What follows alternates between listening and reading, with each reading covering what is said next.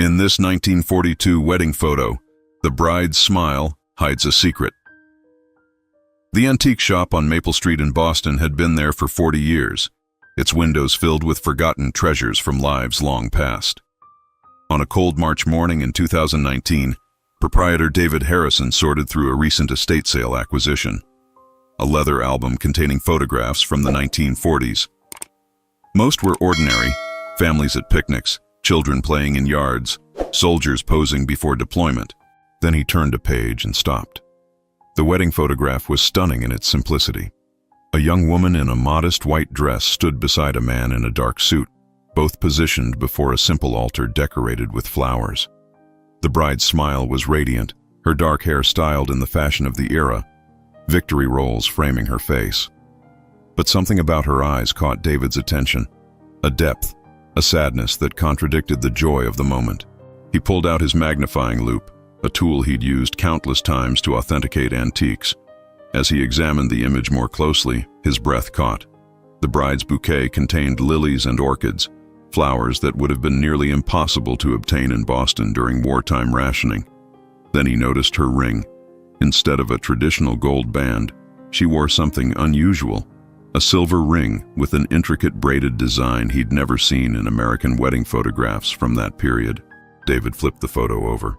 On the back, written in faded ink, Margaret and James, October 17, 1942, St. Mary's Church, Boston. Below that, in different handwriting, barely visible, God forgive me. His hands trembled slightly as he set the photograph down. In 20 years of dealing with historical items, he'd developed an instinct for objects that held secrets. This wasn't just a wedding photo. The contradictions were too deliberate, too specific. He reached for his phone and called Dr. Sarah Chen, a historian at Boston University who specialized in World War II-era New England. They'd worked together before on authentication projects. "Sarah, I need you to see something," he said when she answered. "I think I've found a photograph that doesn't make sense." "Doesn't make sense how?" she asked. David looked at the bride's enigmatic smile again. "Every way that matters." Dr. Sarah Chen arrived at the antique shop within an hour, her academic curiosity piqued by David's cryptic call. She was a meticulous researcher, known for her ability to extract stories from the smallest historical fragments. As David handed her the photograph, she immediately understood his concern. "The flowers," she murmured, examining the image under better light. "These would have been extraordinary to obtain in 1942. "That's not all," David said, pointing to the ring.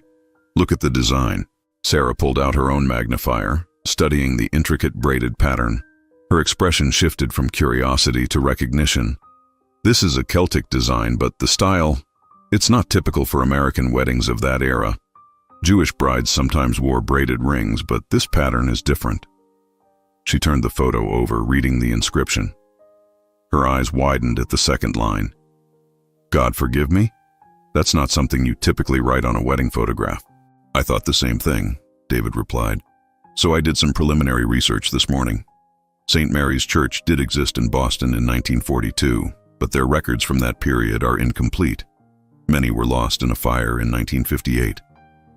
Sarah set the photograph down carefully, her mind already racing through possibilities. "We need to find out who these people were. Margaret and James, no last names, which is unusual. Most people included full names on wedding photos." "I checked the estate sale records," David said, pulling out a folder. "The album came from the house of an elderly woman named Dorothy Kleinfeld, who died last month at 98. No surviving family. Her belongings were liquidated to cover care facility debts. Did Dorothy have any connection to Margaret or James? That's what we need to find out." Sarah photographed the image with her phone, capturing every detail. "I'll start with census records and marriage licenses from 1942 Boston. If this ceremony was legitimate, there should be documentation." But even as she said it, a suspicion was forming in her mind. The flowers, the ring, the cryptic message, the incomplete names. These weren't the marks of a normal wedding. They were the marks of something hidden, something deliberate.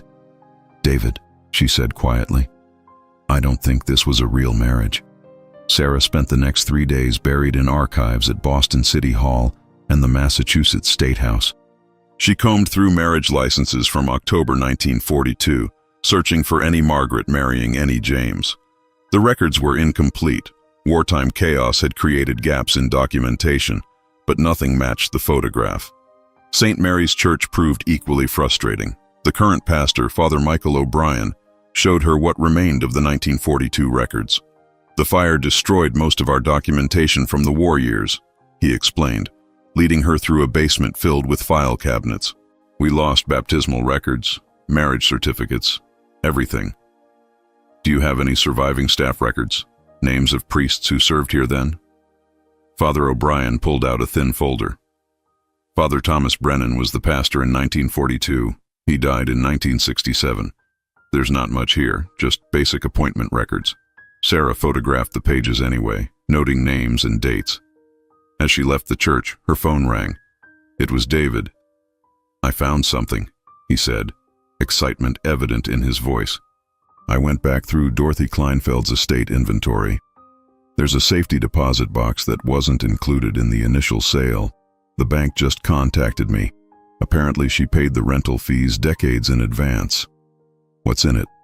"They won't let me open it without proper authorization, but I explained the historical significance. They're allowing you to examine it as a researcher, with a bank officer present." An hour later, Sarah stood in the vault of Boston Security Bank, watching as the manager unlocked a narrow metal box that hadn't been opened in 76 years. Inside were 3 items: a small diary with a cracked leather cover, a passport in the name of Dorothy Reese, Dorothy's maiden name, and a list of names written in careful handwriting on yellowed paper. Sarah opened the diary with trembling hands. The first entry was dated October 15, 1942. "Tomorrow I become Margaret. God help me carry this burden. They say I'm saving lives, but it feels like I'm losing my soul. James isn't even his real name. We'll stand before God and lie with every vow.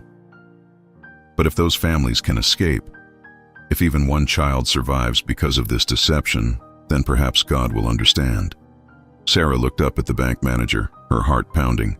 "I need to photograph everything in this box." Sarah worked late into the night in her university office. The diary spread before her like a map to a secret world. Dorothy's entries painted a picture that grew darker and more complex with each page. The woman in the wedding photograph hadn't just participated in one deception. She'd orchestrated dozens. Dorothy Rice had been a 23-year-old administrative clerk at Boston Harbor Immigration Office in 1942. The diary revealed that she'd been recruited by a network helping Jewish refugees escape occupied Europe. Many arrived in the United States on temporary visas, desperate to stay as war consumed their homelands. But immigration laws were strict, quotas unforgiving. "We create marriages," Dorothy wrote in November 1942. "American men, carefully vetted, agree to marry refugee women on paper. The ceremonies are real enough. Real churches, real priests who ask no questions, real licenses filed and quickly buried in bureaucracy. But the marriages are ghosts. The couples never live together. The men receive payment. The women receive citizenship papers and a chance at survival." Sarah cross-referenced the list of names from the safety deposit box with immigration records. 23 names, all women, all with German or Polish surnames, all listed as arriving in Boston between 1941 and 1943. Next to each name, Dorothy had written dates and the words safe or relocated. But Margaret's wedding photo presented a puzzle. According to the diary, Dorothy herself had been Margaret only once, for the photograph that David had found. She'd used the identity to marry James, who the diary described only as the photographer's brother, willing but frightened. Sarah found the entry from October 17, 1942. "Today I wore white and smiled for a camera while my soul screamed. James was kind, his hands shaking as he placed that ring on my finger. Rebecca Steinberg's ring, the only thing she carried from Berlin. She hid in my apartment while I stood in her place. The priest blessed us. The photographer captured the moment. Tomorrow, Rebecca becomes Mrs. James Thornton, and I return to being Dorothy. She'll take the train to Chicago, where another family waits to hide her. James will file for divorce in 6 months, citing abandonment. Another ghost marriage, another life saved. Sarah sat back, stunned. Dorothy hadn't just participated in the scheme. She'd become a substitute bride. Sarah needed to find the photographer, mentioned in the diary. Dorothy's entries referenced him multiple times, always with respect, sometimes with fear. He sees too much, she'd written in January 1943. He knows what we're doing, but he keeps taking the pictures. Why? The wedding photograph itself held the answer. Sarah examined it again under magnification, searching for a studio mark or signature. Finally, in the bottom right corner, almost invisible. A. Novak, Boston. A search of Boston business directories from 1942 revealed Amos Novak Photography Studio on Hanover Street in the North End. The building still stood, now converted into apartments. Sarah visited the city archives and found Novak's business license application from 1938. An immigrant himself, from Czechoslovakia, who'd arrived in 1936. The coincidence seemed too perfect. A Czech photographer in Boston's immigrant neighborhood, taking wedding photos that weren't real weddings. Sarah dug deeper, requesting Novak's immigration file from the National Archives. When the documents arrived 3 days later, the story crystallized. Amos Novak had fled Prague in 1936, leaving behind a wife and daughter who'd planned to join him later. They never made it. His 1940 petition to bring them to America had been denied. Visa quotas filled, borders closing, war approaching. Sarah found a letter Novak had written to the immigration office in March 1941, begging them to reconsider. My wife Hannah and daughter Sophie are in danger. Please, I will do anything, pay anything, work anywhere. They are all I have. The response was a form letter. Application denied. 6 months later, Novak's studio began photographing unusual weddings, marriages that appeared in church records but vanished from city documentation, unions that lasted only long enough to generate papers. Sarah called David. I need to find Amos Novak's descendants. He's the key to understanding how extensive this network was. You think he was running it? No, Sarah said, staring at the wedding photograph. I think he was documenting it. Every fake marriage, every desperate bride, every man willing to help, he photographed them all.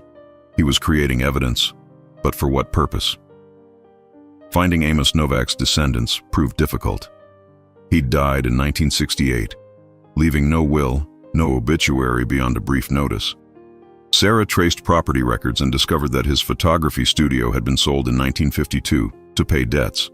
But the National Archives revealed one crucial detail. Novak had become a U.S. citizen in 1947, and his naturalization papers listed a nephew, Peter Novak, as a witness. Sarah tracked Peter through census records and obituaries. He'd died in 2003, but he'd had a daughter, Elena Novak Martinez, now 62, living in Cambridge. Sarah called her, explaining her research. My grandfather never talked about the war years, Elena said when they met at a coffee shop near Harvard Square. He destroyed most of his old photographs before he died. My father always wondered why. Did he keep anything? Any records from his studio? Elena hesitated. There's a box in my attic. My father gave it to me before he died, said grandfather wanted it preserved but never looked at. I've never opened it, didn't seem important. 2 hours later, Sarah sat in Elena's living room as they opened a sealed wooden crate. Inside were hundreds of photographic negatives, carefully organized in envelopes marked with dates. October 1942 through March 1945. The entire period of Dorothy's diary entries. Sarah held one negative up to the light. A couple stood before an altar, the bride wearing a simple dress, the groom in civilian clothes. On the envelope, in Amos Novak's handwriting, Wedding 47. God protect them. They went through the envelopes systematically. Each contained a wedding photograph, and each envelope bore a number and a short notation. Wedding 12. She wept. Wedding 33. The groom's hands shook. Wedding 58. I pray this works. There were 63 envelopes in total, 63 staged marriages, 63 attempts to save lives through deception. Elena's voice was barely a whisper. My grandfather did this? He helped all these people? He didn't just help them, Sarah said, her throat tight with emotion. He documented it. He created proof that they existed, that someone cared enough to try. At the bottom of the crate, Sarah found what she'd been hoping for: Amos Novak's personal journal, written in Czech and English. Sarah spent the next week translating Amos Novak's journal with Elena's help. Elena's Czech was limited, but they found a translator at Boston University, Dr. Katarina Svoboda, who agreed to assist. What emerged was a story of guilt, desperation, and quiet heroism. Novak's first entry, dated August 1941, was stark. Hannah and Sophie are dead. The letter came today from the Red Cross. Theresienstadt Ghetto. I failed them. I should have brought them sooner, begged harder, sold everything. Now all I can do is help others avoid my fate. The entries detailed how he'd been approached by a network, he never named the organizers, to photograph marriages that would provide refugee women with American citizenship. The grooms were paid, the brides were desperate, and the churches asked few questions during wartime chaos. Dorothy came to me in October 1942, he wrote. Young, brave, terrified. She worked in immigration, understood the system's weaknesses. She told me about Rebecca Steinberg, hiding in her apartment, documents expired, deportation imminent. Dorothy's plan was simple and insane. She would become the bride in the photograph, wear Rebecca's ring, use a false name. Rebecca would take the marriage certificate and become Mrs. Thornton. By the time anyone questioned it, she'd be in Chicago with a new identity. Sarah read aloud to Elena. I told Dorothy it was too dangerous. If discovered, she would face federal charges, prison, ruin. She looked at me with such fierce determination and said, Your wife and daughter didn't have anyone willing to take that risk. Rebecca does. I'm taking it. How could I refuse her? The journal revealed the network's scope. Dorothy coordinated with sympathetic priests, immigration clerks, and lawyers. The grooms were often European immigrants themselves, men who understood what it meant to flee. Novak photographed each ceremony, creating a record that was simultaneously evidence and insurance. If we are caught, he wrote in March 1943, these photographs will prove we acted from mercy, not profit. If we succeed, they will prove these people existed, that they mattered, that someone fought for them. But the journal also revealed failures. Wedding 31 was discovered, Novak wrote in January 1944. The bride was deported. I don't know what happened to her. I never took another photograph without praying. With Novak's journal as a guide, Sarah returned to Dorothy's diary, reading the entries with new understanding. The woman who'd worn white on October 17, 1942, had continued her dangerous work for 3 more years, becoming increasingly sophisticated in her methods. We've learned to create better paper trails, Dorothy wrote in April 1943. Real addresses, utility bills, bank statements. The marriages look authentic because we make them authentic, except for the part where the couples actually live together.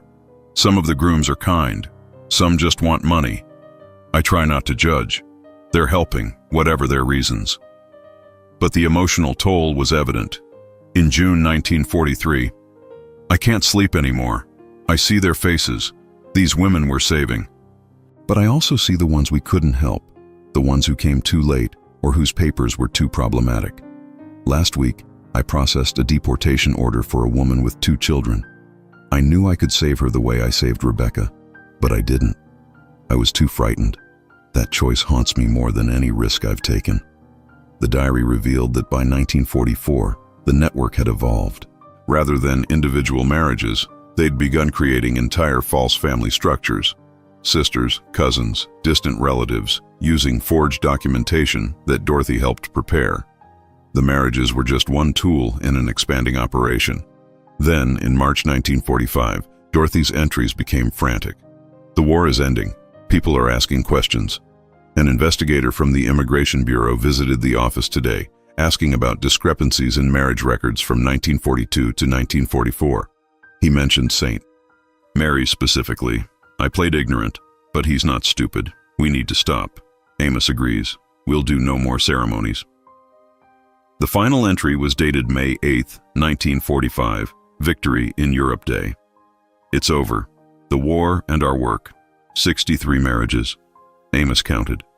63 women who might have died but didn't because we were willing to lie. I'll never know if God forgives me. But I'd do it again. Every single time, I'd do it again. Sarah closed the diary, her eyes wet. She understood now why Dorothy had written "God forgive me" on the photograph. Not because she regretted what she'd done, but because she'd carried the weight of those lies for 74 years.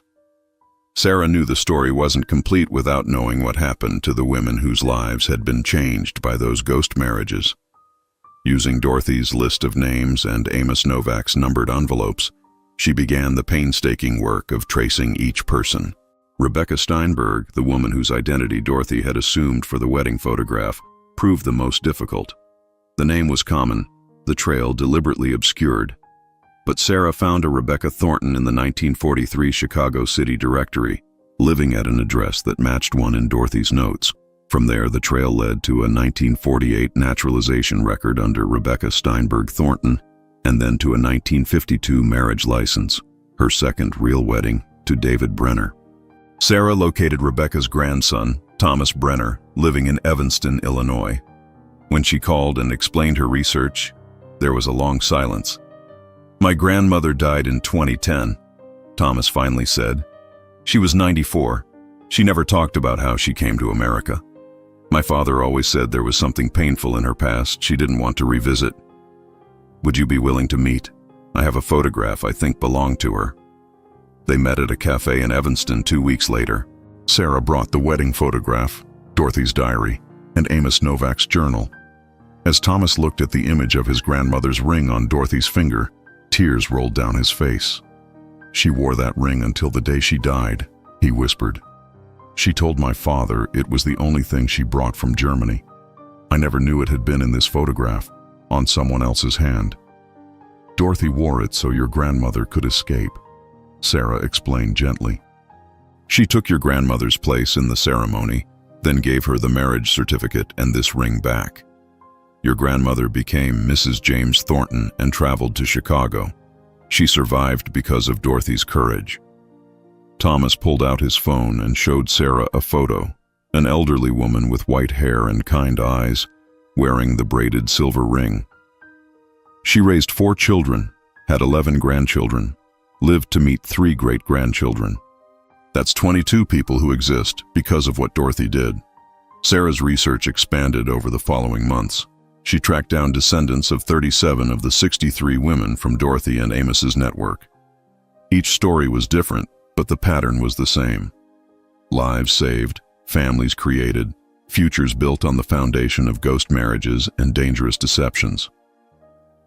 Working with David and Elena, Sarah organized an exhibition at the Boston Historical Society in November 2019. The centerpiece was the wedding photograph, Dorothy as Margaret, wearing Rebecca's ring, smiling that enigmatic smile that now made perfect sense. Around it were Amos Novak's photographs, Dorothy's diary pages, and the stories of the women they'd saved. On opening night, Thomas Brenner attended, along with descendants of 12 other women from the network. They stood together before the photographs, some weeping, others silent, all profoundly moved by the revelation of secrets their grandmothers had carried alone. "My grandmother never told us," said Maria Kowalski, whose grandmother had been wedding 19. She came to America in 1942, married a man named Robert Chen for exactly 6 months, then quietly disappeared into New York's Polish community. We thought it was just a wartime romance that didn't work out. We never knew she was fleeing death, or that Robert understood and helped her anyway." The exhibition drew national attention. Historians documented the network's scope, immigration scholars debated its ethics, and ethicists discussed the morality of breaking laws to save lives. But for the descendants gathered that November evening, the answer was simple and present in every face around them. Their existence was proof that Dorothy, Amos, and the dozens of others involved had made the right choice. Sarah stood before the wedding photograph one last time before the exhibition closed. Dorothy's smile no longer seemed sad to her. It seemed determined, resolved, carrying the weight of a secret that transformed from burden to legacy. The photograph remained what it had always been, a lie captured on film, But it was also the truest image Sarah had ever seen, a testament to what people will risk when they choose courage over comfort, mercy over law, and the preservation of life above all else.